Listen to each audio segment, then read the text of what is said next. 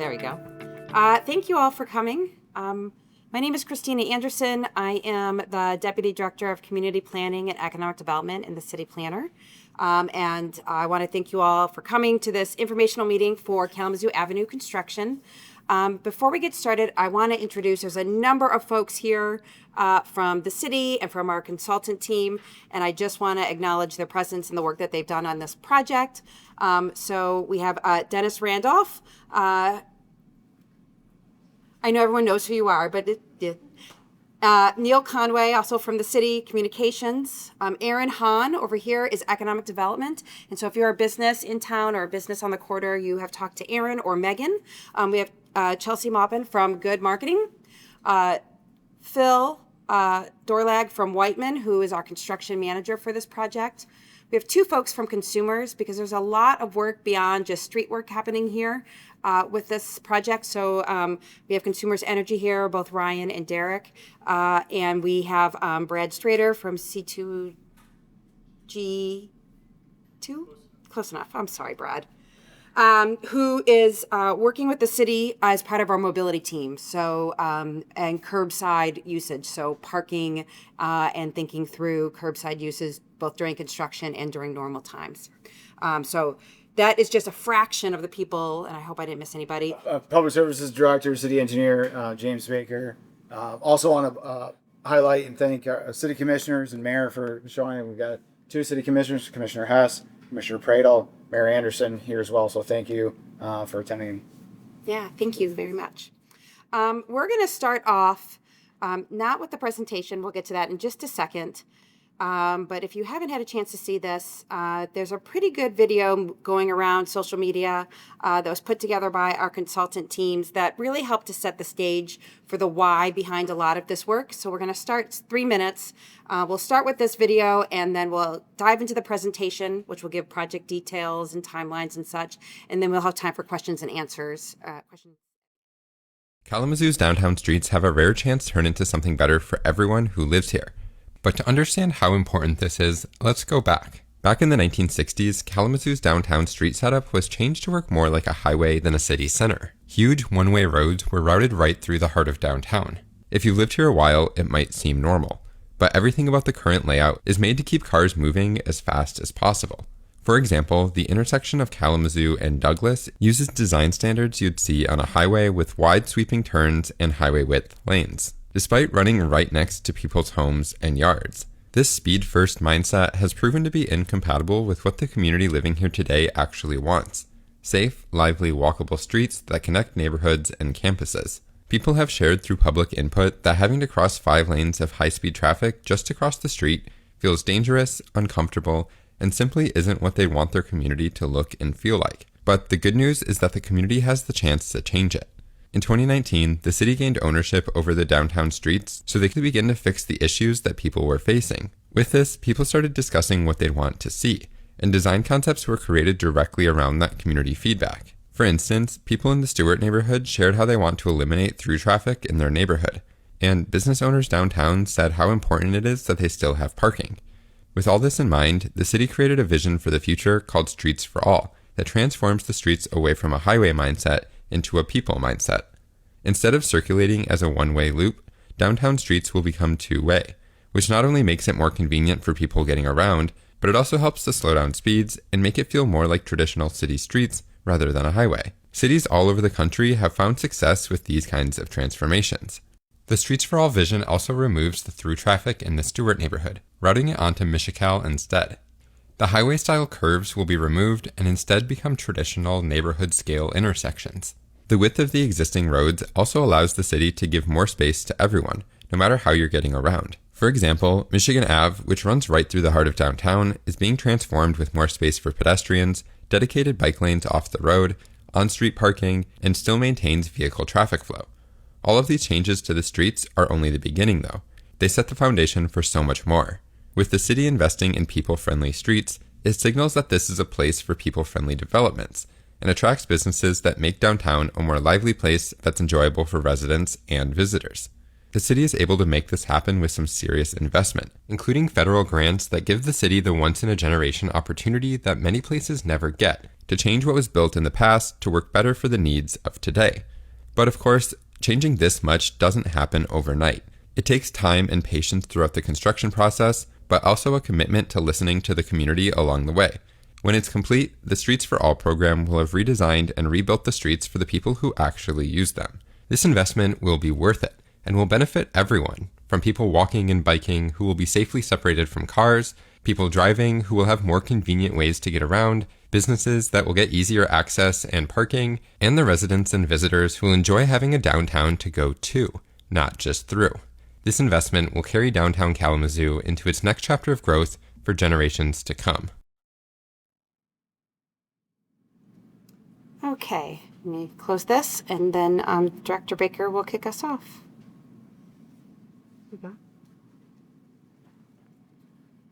All right. Well, thank you very much. We're going to jump into the presentation now and talk about some project and construction details. We're going to spend some time talking about alternative routes and traffic calming and construction communication, as well as specific start dates and timelines. First of all, what are we doing out there? Kalamazoo Ave is a complete reconstruction project, so we're not just kind of scraping up the pavement and putting down new pavement. We're actually going full depth all the way down. We're replacing all the water pipes. We're replacing all the storm sewers. We're moving curb and gutter. We're replacing curb and gutter. We're replacing sidewalk, all those features kind of from building face to building face. There's also a lot of work that's happening to modernize the corridor from a utility perspective. So we're working with Consumers Energy, where Consumers Energy is going to be burying some of those large wires overhead. They're going to be going underground. And then we also, through coordination, cooperation with Consumers Energy, providing duct banks for the fiber optic and other carriers such as AT&T to go underground as well. Some of this infrastructure has been in the ground for a long, long time. When we look at Kalamazoo Ave and some of the utility plans, we've got water pipes in the ground that have been there since as old as the 1890s. The newest pipes in Kalamazoo Ave are 1930s, so certainly stuff that needs to come out and be modernized. We talked about all new curb and gutter, all new sidewalks, everything in that corridor space is going to be reconstructed. As that reconstruction occurs, there's also going to be new technology and things like traffic signals, crosswalks, pedestrian and safety improvements that are also going to be built into the project as well. We're also talking about new trees. So along that corridor, we're going to have new tree plantings, and we're going to be looking at tree plantings in a new way. Trees that are planted in urban areas along streets often suffer from compaction or soil compaction, and their roots don't really have the space to grow and to provide a healthy root system for a healthy tree. So we're working to address that with these planting boxes. These are cellular boxes that provide space for the roots to live without that soil compaction. And so our goal is to have healthier street trees that are longer lasting in the right of way for the future.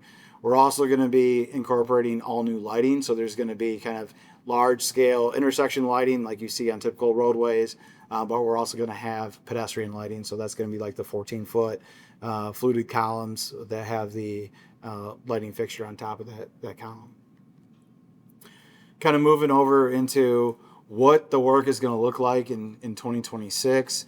The area on the screen, that mapped red area, roughly from Signage, then east to about Edwards, that's going to be kind of the whole scope of construction within the 2026 timeframe.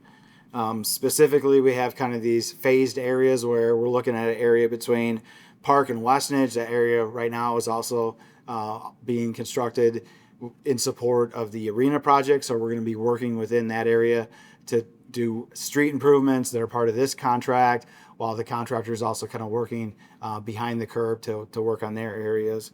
The next phased area is directly adjacent to that in the area between Rose and Park Street. So these two red boxes are kind of our area that we're really starting to work this summer right away, kind of in the July 15th and then forward areas, with a goal to get through that area east all the way to Edwards by the fall.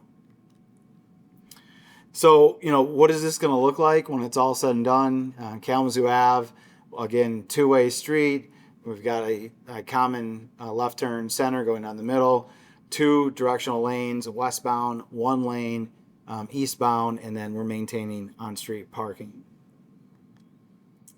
During construction, we understand there's going to be certainly impacts to getting around. You see that now. You've actually started to see that on Kalamazoo Ave going all the way back to last summer when we started doing consumers gas replacement on Kalamazoo Ave. You see there's some lane restrictions out there right now. That's going to continue, pretty typical throughout the summer. It is our goal to always maintain at least 1 lane of traffic in Kalamazoo Ave, 2 lanes of traffic if we can do it. And so you can kind of see that, yes, there's area of construction, but we're also maintaining an open lane. It's important that we're also making folks aware of what those alternate routes are. So you've got kind of a really strong grid network of transportation that's in and around the area just north and adjacent to Kalamazoo Avenue. We've done a lot of work in the previous years in 2024 and also work going all the way back to 2017 to improve North Street, to improve Ransom. Those corridors are now very well built. They're very well supporting of traffic. We've made a lot of safety improvements there, and so folks can utilize those areas as alternate routes as well.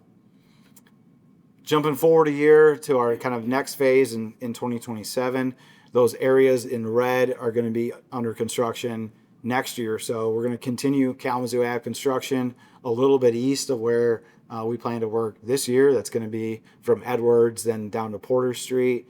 We're also going to be starting work on Douglas, the intersection there with Kalamazoo Ave, and the intersection with West Main, and then that corridor from West Main from Thompson to Michical.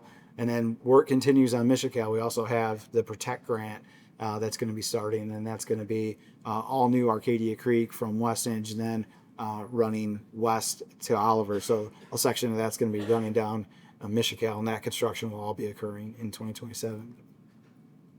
So zooming in on, again, this was in the videos here, but looking at some major improvements that are going to be happening at intersections, the Douglas-West Main intersection, and then the Kalamazoo Ave-Douglas intersection. Those intersections are going to be really key to starting to move two-way traffic in Kalamazoo, and then also really key in connecting our neighborhoods and our ability to travel within and across neighborhoods much easier and much safer here in the future. Jumping ahead a few years to 2028, we still have some construction, but we've also opened up two-way traffic. So all those pathways that you see in green on the screen, including Kalamazoo Ave, Michical, West Main, and Douglas, those routes would all be open to two-way traffic. And so all that two-way traffic flow can help alleviate some of the concerns that we would have with construction on Michigan Avenue. We're now coming back in 2028 to do construction in that Stewart neighborhood area of Kalamazoo Ave.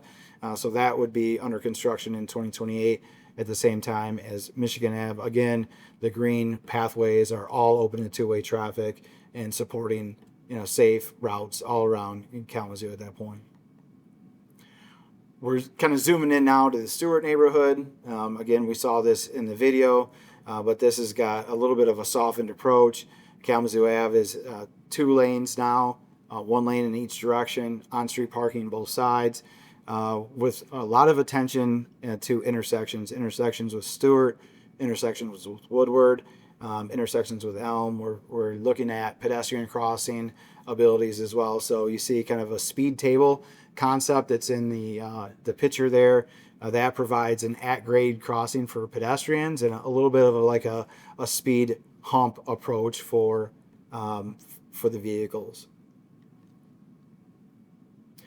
I'm going to kind of transition now and talk about what the street networks look like and how we're really improving the ability for folks to drive around Kalamazoo and how they can connect to neighborhoods in a much better way. So this red kind of route represents the way traffic flow is today. So if you're on West Main and you're in one of our neighborhoods to the west and you want to go up into the Fairmount neighborhood or West Douglas neighborhood or Northside neighborhood, you can't turn left on Douglas. So you've got to come down West Main all the way into downtown Michigan Ave. At Park Street, you're redirected north, and then at Park Street, you're redirected back west. Again, driving through Stewart neighborhood, and then this is all kind of a very high-speed maneuvers here, and then driving north on Douglas. You'll see in the future that route is really optimized. If you're west of Douglas and you want to come down West Main and you want to go north into those neighborhoods, you now have direct access to do so. There'll be a lighted intersection there with a traffic light, and you'll be able to make that movement. Here's another example of westbound movements that are being funneled through neighborhoods at relatively high rates of speed, and then directed back down to move west. Again, in the future, that's going to be optimized. Whether you're on Michigan Ave or Kalamazoo Ave, you want to go west, you can just do that directly on West Main. Wow. Here's another movement, whether you're on Stadium Drive or West Michigan or Oakland Drive, as you're coming into that intersection with West Main and Michigan Avenue, and you want to go out West Main to some Westwood neighborhoods in Kalamazoo, and you can't just turn left and go that way. Again, you're funneled into downtown, north on Park, west on Kalamazoo, south on Douglas, and you kind of have this racetrack approach to get back out. Something that's typical of all these slides is that all these movements bring vehicles into downtown to kind of sort them and collate them from there and then sort them out. It's false trip generation. It's bringing trips and vehicles into neighborhoods that don't need to be in those neighborhoods.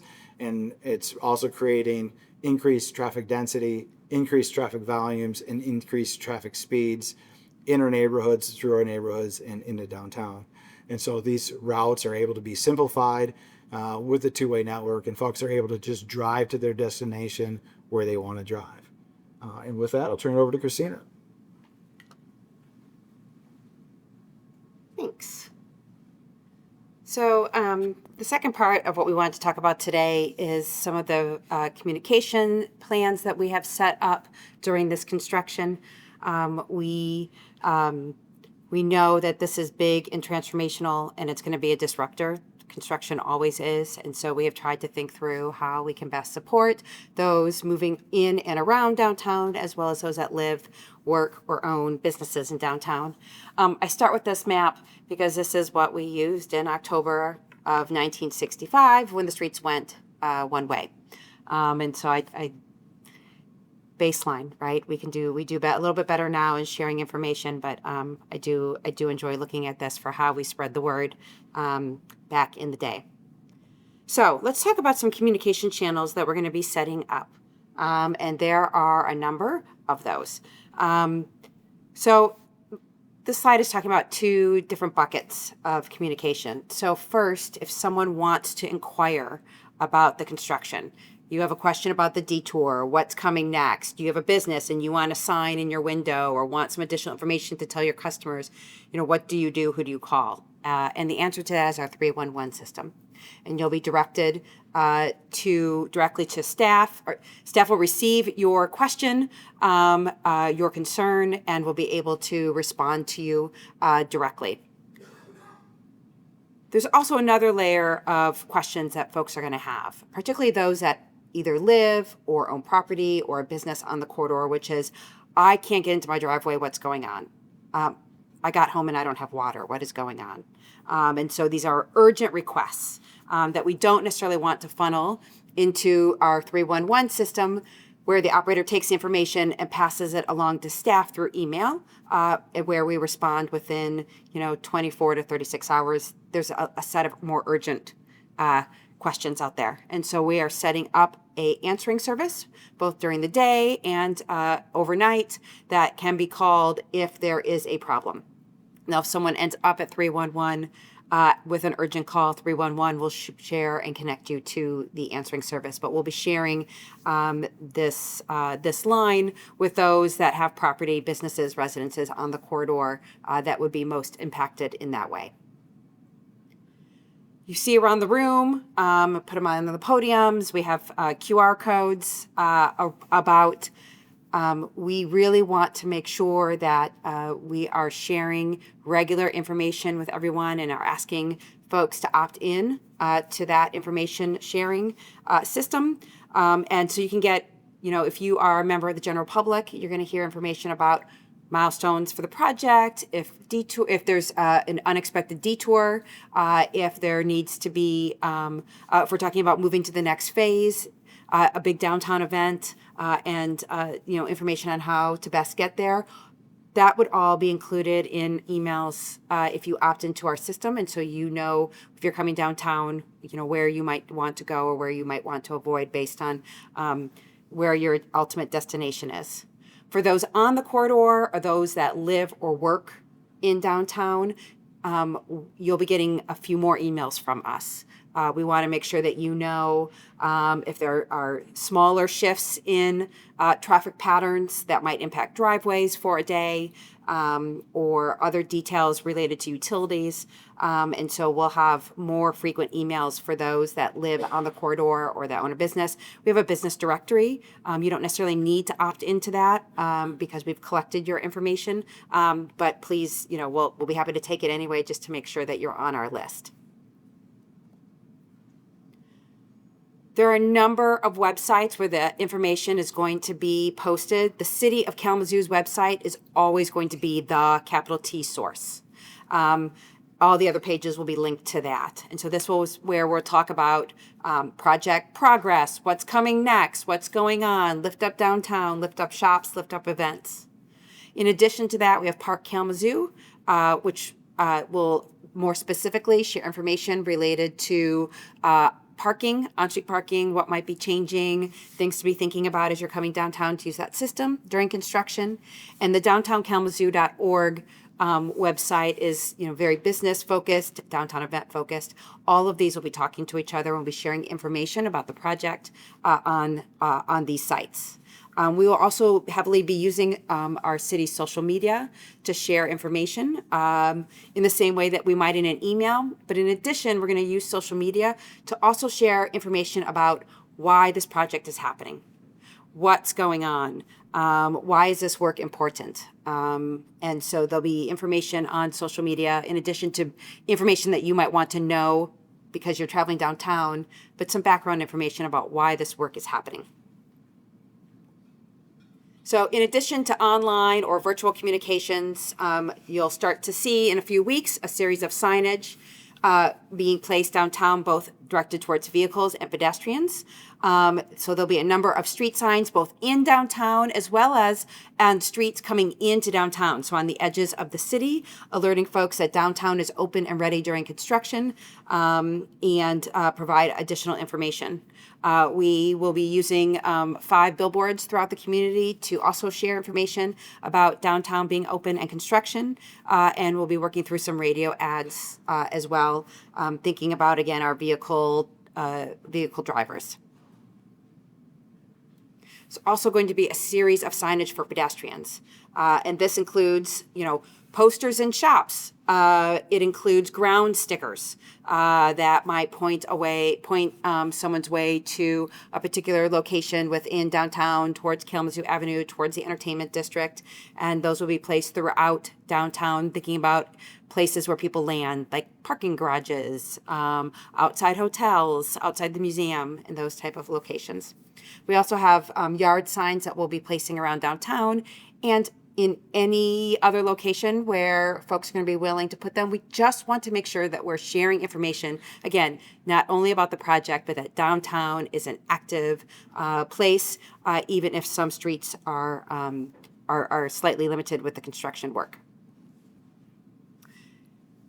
You guys have seen these around town. These podium or cabinet signs have been there for a few decades and definitely need a little love. And so the city is working with the Downtown Development Authority and the DEGA Authority, Downtown Economic Growth Authority, to update these signs. And so it'll be something similar to this that provides a map of downtown, where construction is located, how to get to some businesses, parking, and those type of details.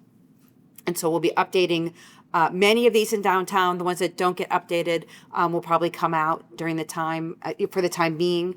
The downtown, the DDA, and the DACA group are working through wayfinding in the future. So, once construction is done, we'll have the opportunity for new signs using all of our great new branding for downtown Kalamazoo.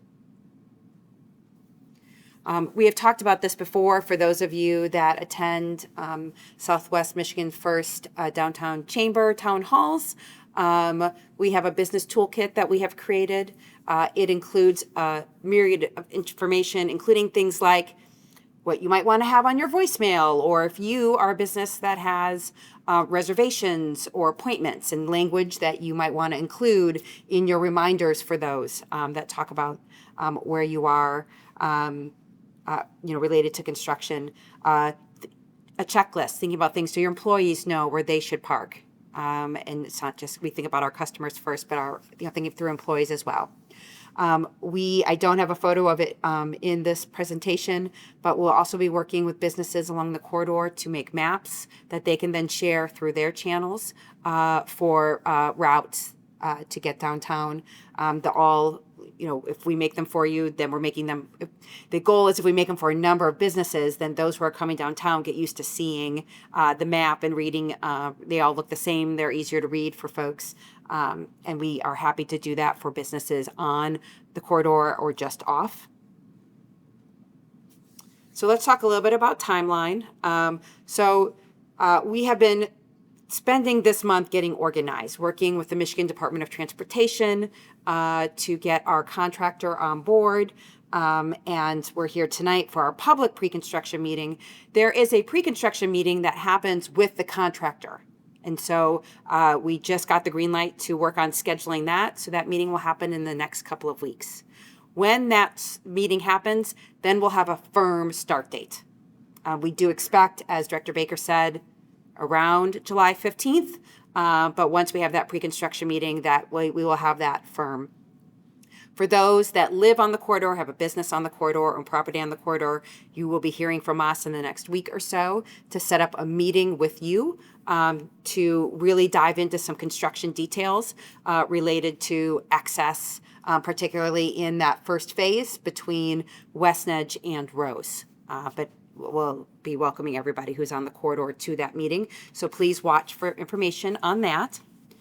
And then again, mid to late July start, and the work will continue through the end of the traditional construction season, so through mid to late November. So I have a little bit of a call of action to everybody here. I appreciate that you've taken the step to come to us to hear this information today. Please opt in to the communication list. We want to make sure that we are spreading information in every possible channel that we can. If you use social media, please share the city's information about the construction project. Our information will certainly be the most up-to-date and accurate, and that way that's the information that's making its rounds throughout the community. And finally, please come downtown. Continue your visits, come down to events, continue to patronize the shops that are here while we are under construction. Thank you all for that. At this point, we're going to open it up to questions. And again, we have consumers here, we have economic development and our downtown business support here. So we have a variety of folks that can help answer your questions if you have them. And we are going to, if you don't mind, if you have a question, I'm going to come to you with the microphone because we are recording this meeting. So folks that weren't able to come today have the opportunity to see it. And I want to make sure that they can hear your question. Great.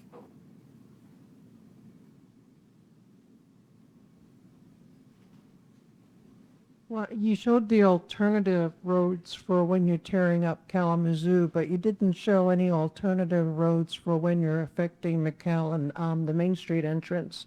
So if we're driving into Main Street, what's the alternatives if everything is closed? You mean on West Main Street? Sure. Sure. So, first of all, Kalamazoo Ave, we plan to maintain at least one lane of traffic during that time period. This project right now is bid and awarded for Kalamazoo Ave, so we don't have the traffic, maintenance of traffic plan in hand right now for West Main. Again, West Main plan is to shift kind of everybody to one side, maintain a lane of traffic open, do work on the south, and then shift folks back the other way, maintain traffic on the other side, maintain access. It's always our goal throughout this work plan to maintain traffic to the extent possible on that corridor, and always maintain access to driveways, things of that nature. We've got all those details in place right now in front of us for Kalamazoo Ave, but some of those other sections, West Main, Douglas, Michigan Ave, we're still working out those details, and we'll have those in the future. Next question. I live on South Street, and it's not officially on this route, and it's not designated as an alternate route. But what we have found already from the construction regarding UL Center is that traffic finds its own way, which is not necessarily your alternate routes. And South Street, for instance, has a lot of traffic it didn't have before, a lot of construction traffic, and a lot of very fast traffic.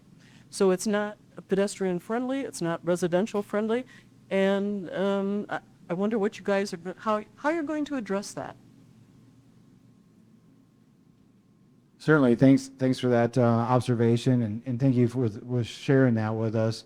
We do understand that as drivers are faced with construction delays or driving through construction areas, oftentimes they're going to get creative with those routes that they seek. So, interested to see South Street that's essentially eastbound traffic.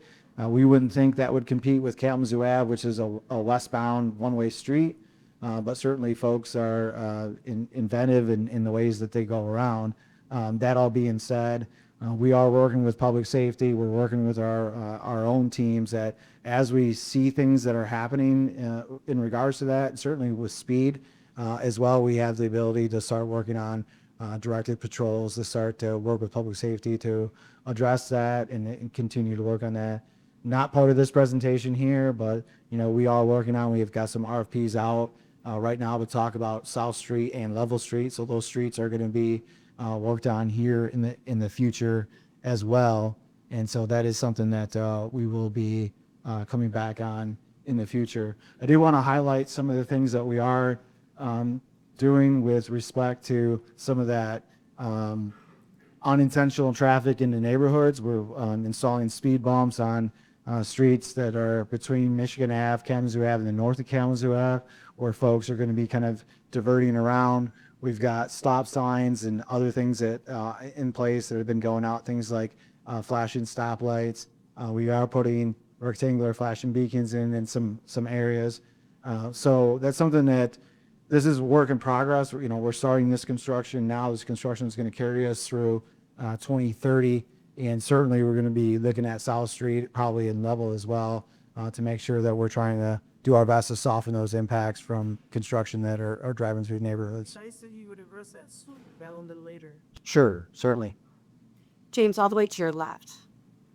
Yes. Come get you over here. I realize that it probably doesn't affect it the whole time, but could you speak to any collaboration with like the railroad and how the railroad factors in to the plan? Certainly. So I think we're going to go back to maybe the reroute of Michigan. Yeah. This one? The one that shows alternate crossing for Kalamazoo Ave.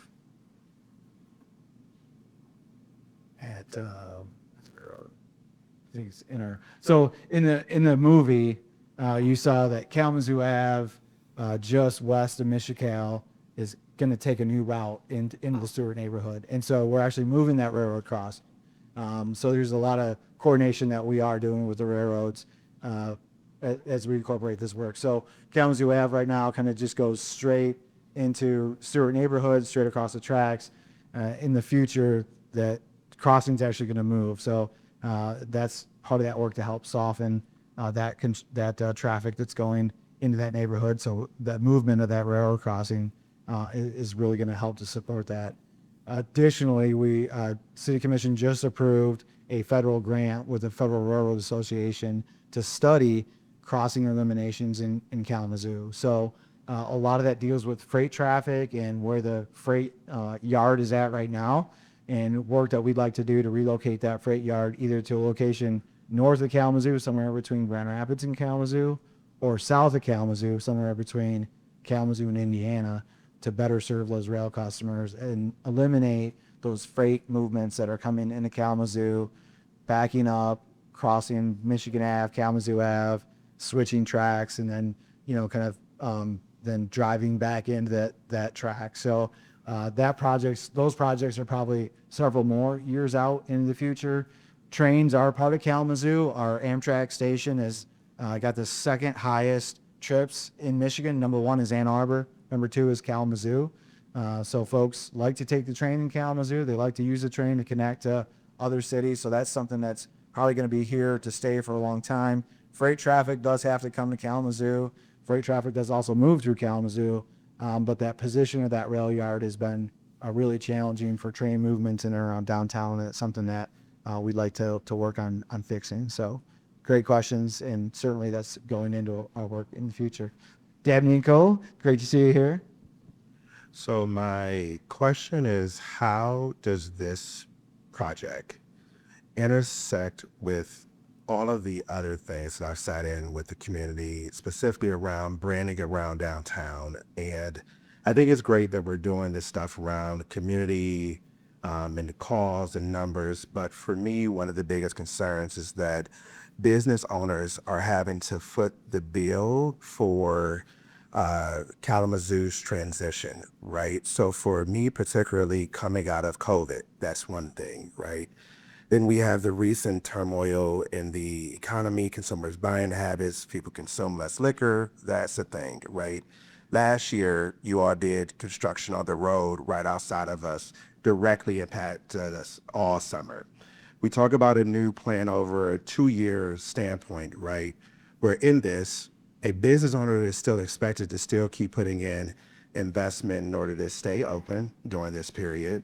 We already know that the perception of downtown, which I've sat on numerous of those calls, is around safety and concern and branding. But where, for me, one of the things that I'm wondering is that, are you all connecting this talk with the same talk of the individuals talking about replanning and branding of downtown?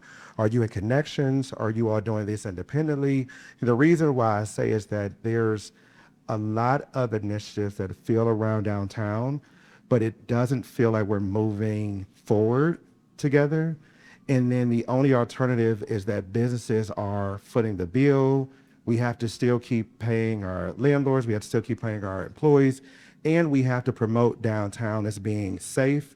We have to promote it from the construction side. We see it all the time in the groups that people don't come downtown because of traffic. They don't come because of the bike lanes. And now is one more thing that a business owner has to subdue during this period and be committed that somehow on the end of 2027 and 2028, downtown will be fruitful for a business to actually thrive downtown. The stadium is great opening up, but we have to make it between now and where it looks like 2028. Sure, I'm going to Megan. This is Megan, our downtown coordinator. She snuck in a little bit after I did introduction, so I'll let Megan answer this question. Yeah, I can speak to that. I don't think I've heard a better statement and fair assessment of where things are and the impact on the business community in here. I will say that, yes, we are working together at it. I work within the city. I serve the Downtown Development Authority and Downtown Economic Growth Authorities. So those are the entities that were behind what you're seeing with the new branding. And so, yes, we are working together. Yes, there is that period between where we are now and what the vision leads to.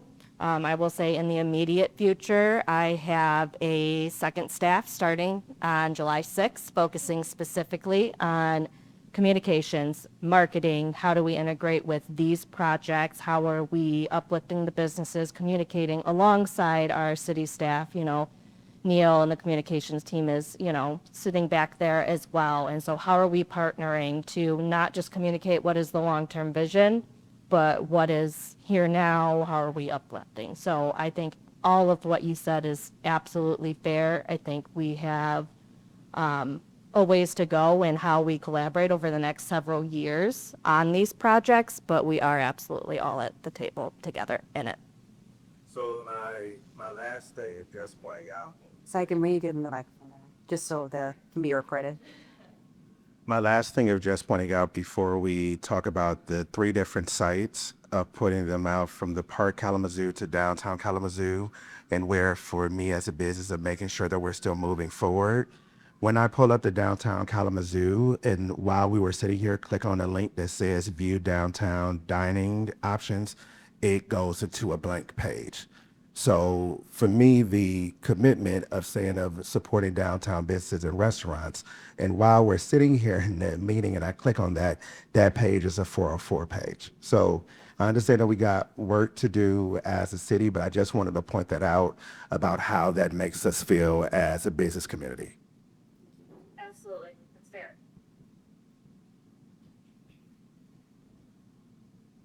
I also want to highlight, we want to get in touch with each individual business owner. So we want to reach out to you, sit down with you, go over specific construction schedules with you, impact to customers, things like parking, things like trucks that bring deliveries to you, that sort of thing. We've got business toolkits that we're working to roll out.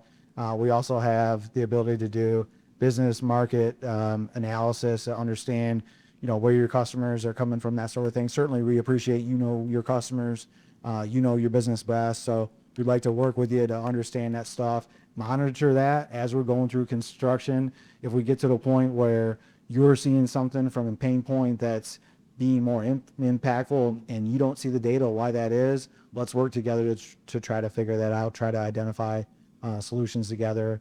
Things like maps and producing that information to customers, because that's going to continue to change and evolve with that construction project. For your case, should we be telling customers to come onto Rose Street or Kalamazoo Ave? And that might change throughout construction. So we want to make sure that we're supporting you all throughout this project, all throughout these phases, and continue to have that open dialogue and support as well. So again, thank you for being here, and thank you for those the observations and some very good points that you have for us. Right here, and I'll come back over there. Regarding traffic lights, can you talk about previous technology, current, and like future technology of how traffic lights might move traffic around? Sure, I've got Dennis here in the back, and he can kind of get into that to kind of carry us into the future on some advancements in lights. Sure, what we've been doing is one of our other grants, we've gotten a whole bunch of grants, has been to develop a signal optimization program as we start converting streets to two-way traffic. We won't convert a street until it makes sense to convert it. So you won't see that this year or next year, but towards the end of next year, you'll start seeing that. Anyway, we have a plan that provides for optimization. In other words, letting traffic flow reasonably through downtown. The speed limit is 30 miles an hour, 35 when you come in, and then 30, both on Michigan and Kalamazoo. It's going to stay probably like that. Nobody travels at that speed now. But what the signal optimization will do, we try to help people drive at that speed as well as the new geometrics. So we're doing that. We're also developing some extra plans to deal with event center traffic, because we know we're going to have some special loading on our system after events, which we're looking forward to. I think we're going to be able to handle them. We've got people who have a lot of experience in developing programs like this, so I think I'm looking forward to it. But one of the things that you're going to see really changed is, up to now, east-west traffic through downtown has been given priority. And if you're heading north and south, it's been tough for you. And the optimization really means that we're going to balance that a lot better so that you when you travel up Rose Street or Church or any of the Burdick, whatever, any of the streets with signals, you're going to be able to have a lot more better opportunity to make good time through downtown and be able to make those circular moves like Director Baker was talking about and circulate. So that's a plan we have. We're going to be putting all new traffic devices in. We've already put in a lot of devices. We've loaded the system with cameras so that we can watch what's happening during construction. That'll help us tweak things during construction. But we'll have new signals, and we've been testing out some of the new equipment out on streets like Oakland to see what happens, and it adjusts itself a lot better than you've ever seen before. It works really cool. And so we're taking steps, but again, you won't see the real culmination of all that until we start converting the streets to actual two-way operation. In the future, is it working on timers or will it be dynamic based on traffic flow? The equipment we're testing now on Oakland, basically our cameras sense what traffic is out there and then start adjusting the phasing. So yeah, we want to do that. We will have some fixed time setups. Again, you don't need that kind of dynamic operation all the time, but we'll have the flexibility to do it.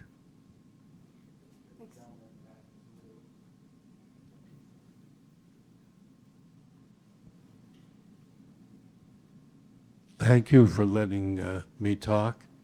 I'm going to say something you're not going to like.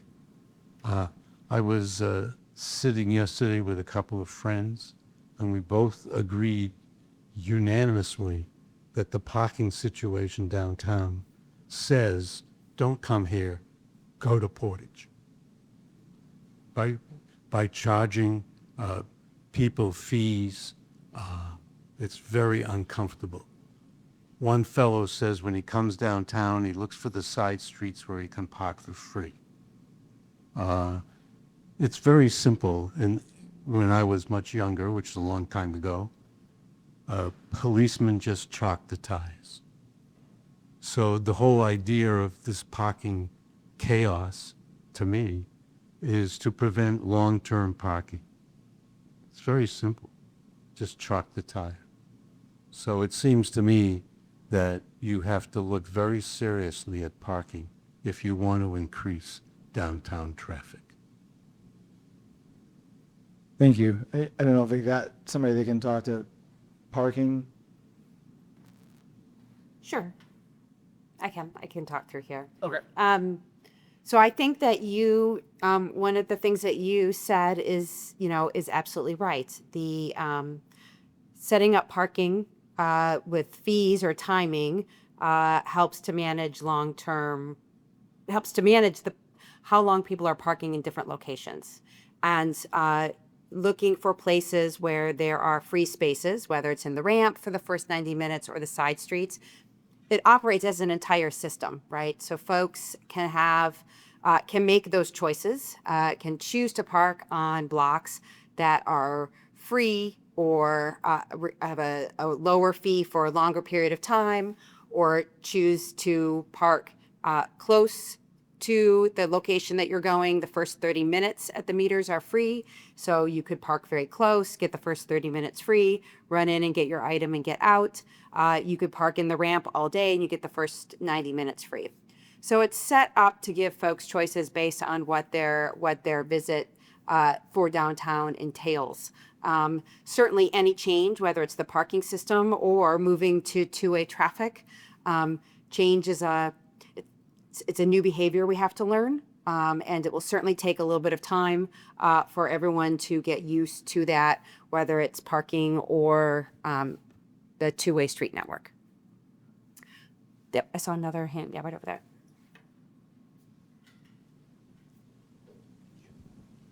Is there a potential for any more consumers energy or fiber work that might disrupt some of the one lanes that go north and south? I'm just thinking a few years ago when Park Street was shut down, and then Burdick Street got worked on, and then Portage Road, you cut us off from the south, so it felt like most of the time. So I just want to make sure that's on everyone's radar and thinking as far as for planning in the future as well.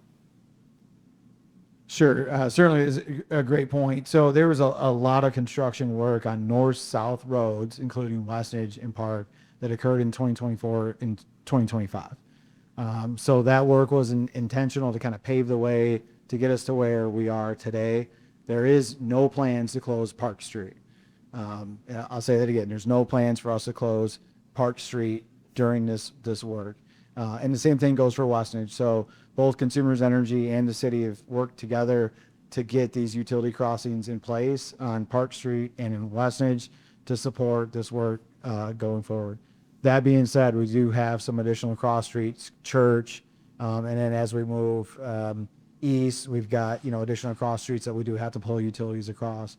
One of the things that we've done with this project, and we've learned from a lot of our customer experiences and from the business community in 2024, was that having big closures where traffic was cut off for a long period of time, that's great for pipe work and that's needed to get pipe in the center of the roadway, but it's really challenging, it's really impactful to our businesses, and it's really impactful to get customers to those businesses that are kind of essentially cut off.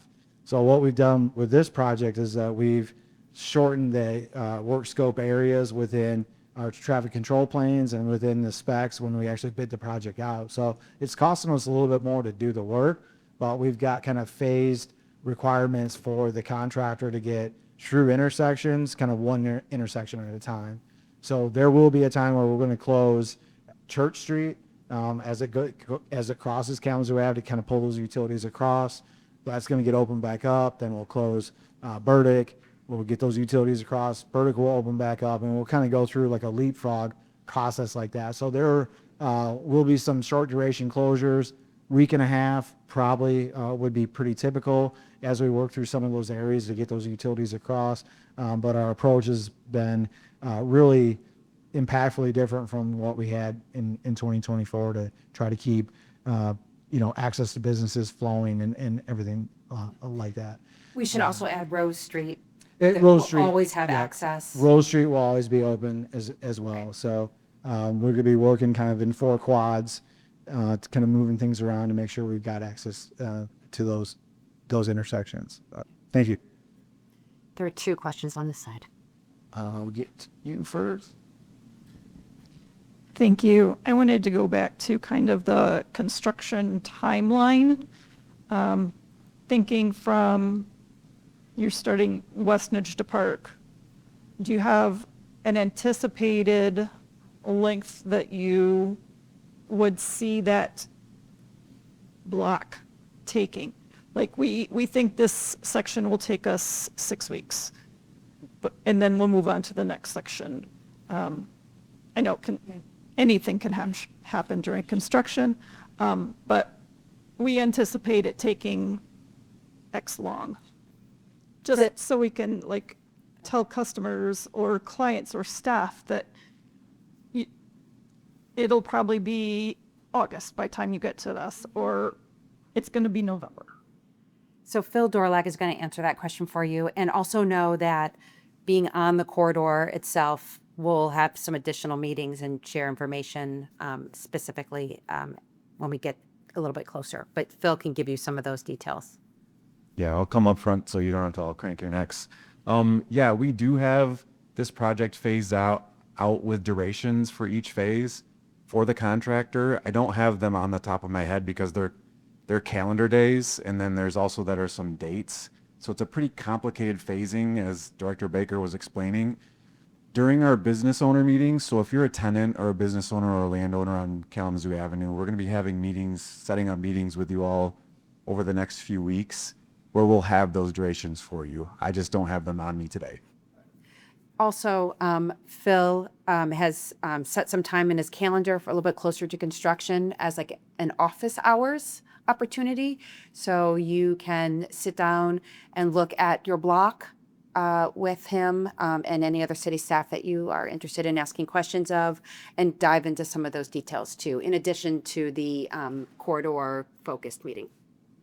And also, just want to highlight specifically between Westnedge and Park, we also have the event center that's under construction, and that construction is going to continue until fall 2027.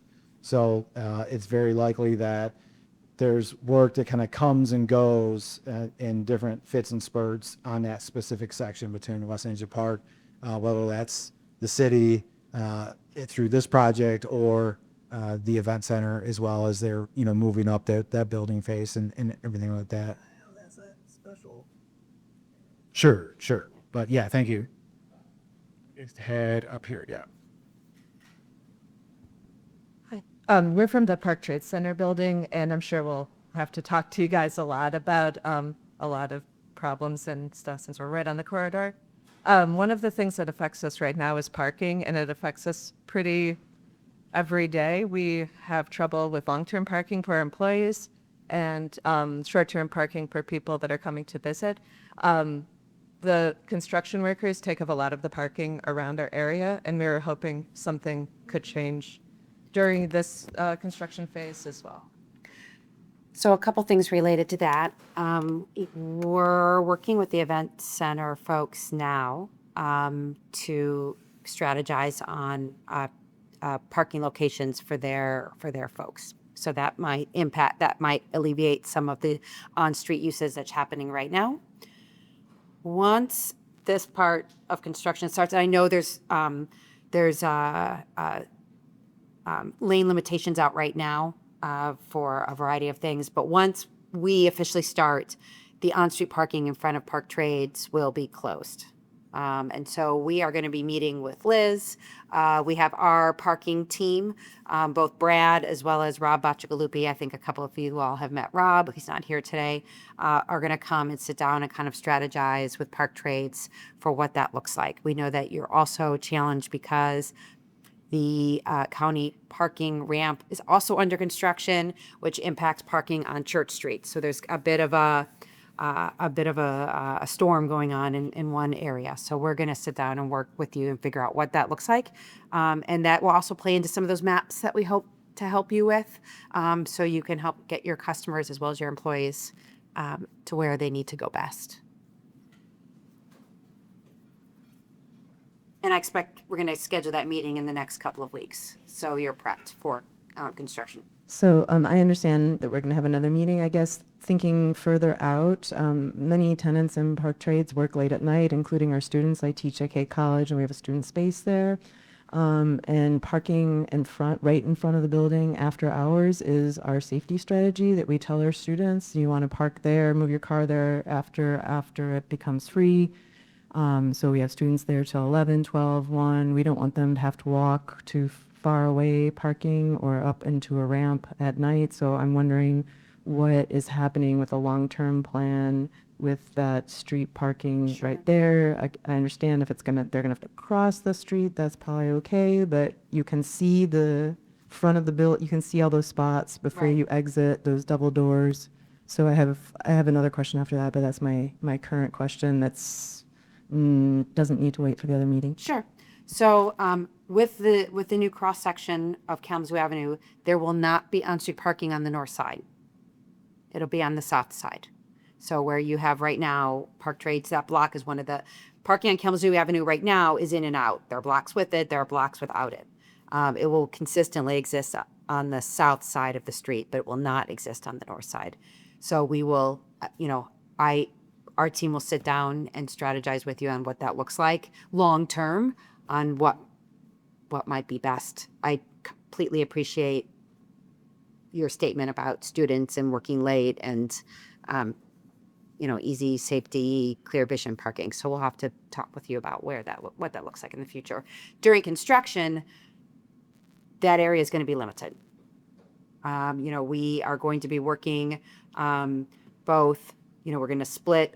There's always one lane open, so we're going to start construction on Phil before you leave. We're going to start construction on the north side and have the south side open. Sorry. But at some point, it's going to be completely under construction, so it's really not an option. Sarah has it.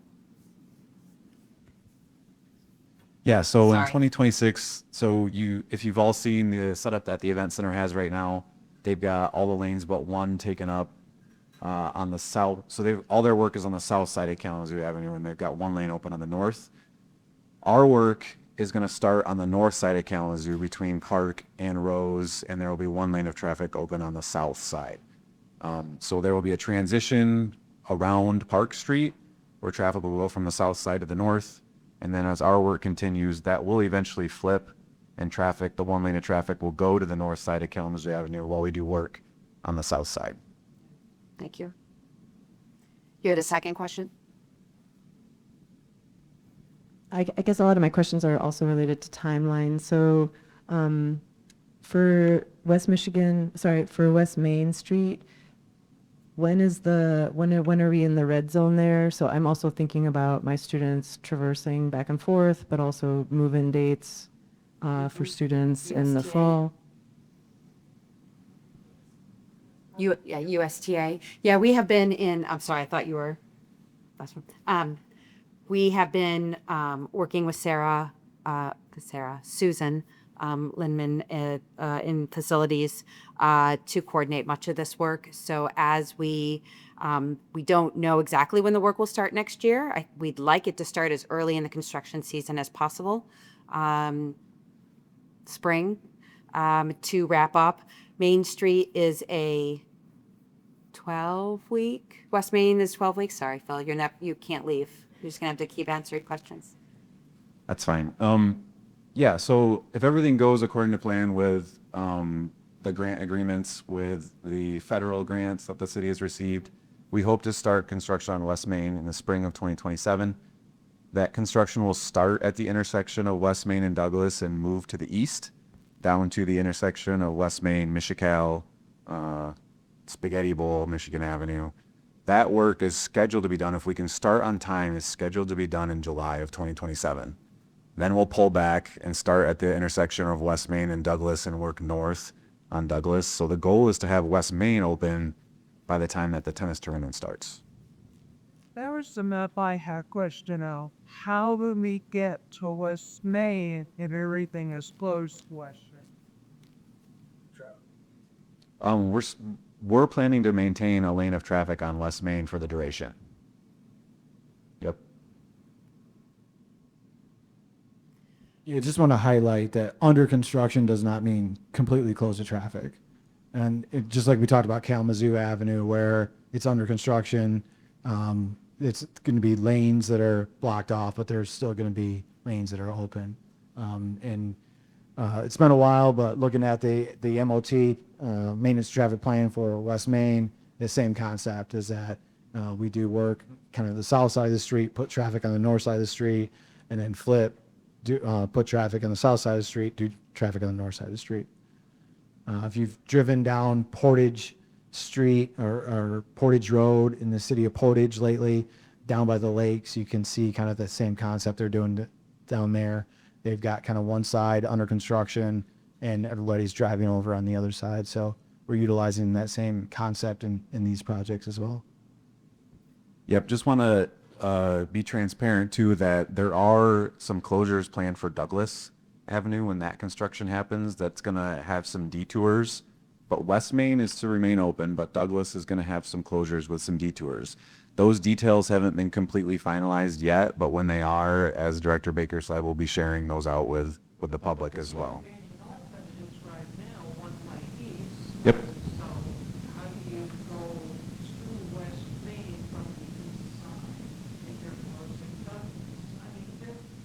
Right. Yep. It's a great question. And the way that that project is phased is that we don't start work on Douglas Avenue until West Main can go two-way.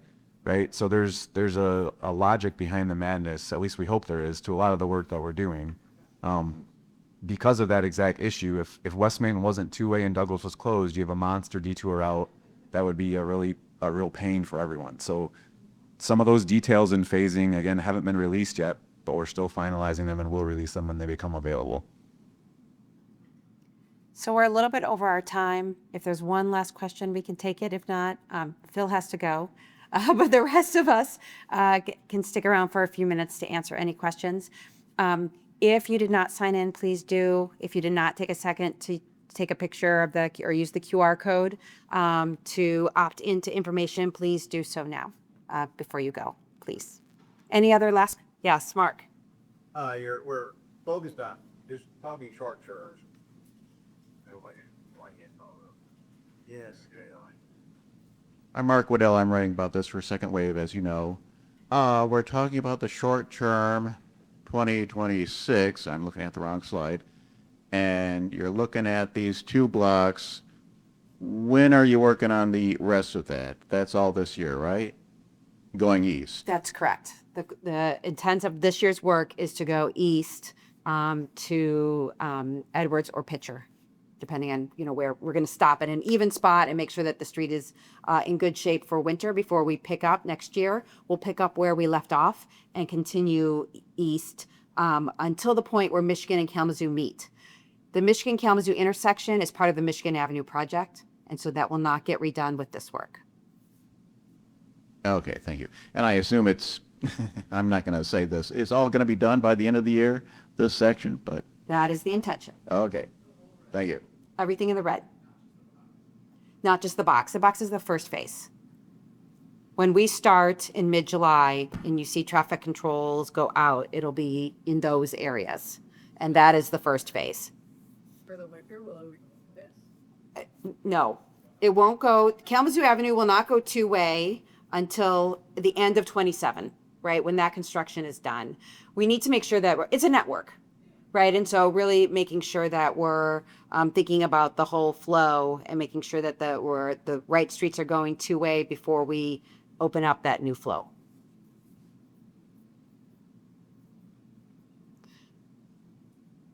Anything else? Okay, thank you so much for coming. We appreciate your time today.